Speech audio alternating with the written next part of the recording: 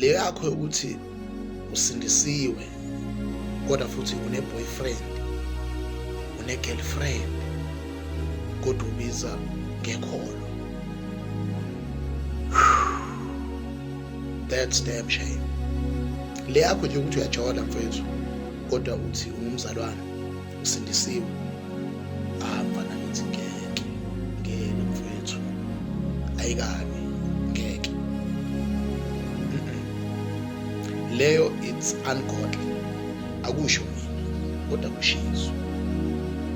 Hayi bafana ngeke bazalwane ngeke bafethu, lento yethu yokukholwa ayiqhamu ihlale ngahlobala ukuthi i-operator isebenza kanjani, ngoba makungenjalo ukusiza ngapho usindiselweni uma ukuthi kanti kuyafanela nje. Leyo kusindiswa bafethu iyamhlukanisa umuntu nesono, iyamhlukanisa umuntu nesono mfethu.